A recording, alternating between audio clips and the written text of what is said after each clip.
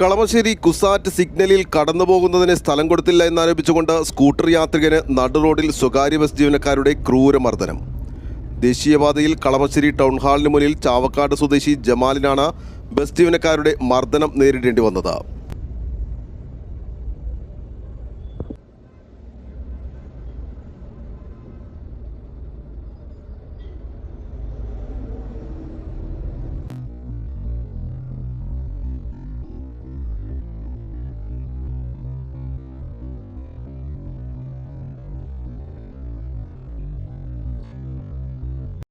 ഇന്നുച്ചയ്ക്ക് 2 മണിക്കാണ് സംഭവം. NAD road വഴി ആലുവ ഭാഗത്തു നിന്നും എറണാകുളത്തേക്ക് പോവുകയായിരുന്ന ബുറാക്ക് ബസ് കുസാറ്റ് സിഗ്നലിൽ നിർത്തിയ സമയം മുന്നിൽ ജമാലും സ്കൂട്ടറിൽ നിന്നിരുന്നു.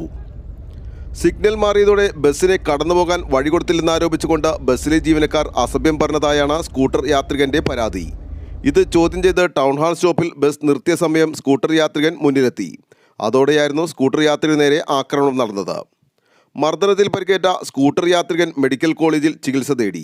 സംഭവം പറഞ്ഞ സ്ഥലത്തെത്തിയ പോലീസ് ബസ് ജീവനക്കാരെ കസ്റ്റഡിയിലെടുത്തു. ആലുവ ലൈവ് ന്യൂസിനു വേണ്ടി സിദ്ദീഖ് കാരക്കാടിനൊപ്പം സനു കളമശ്ശേരി.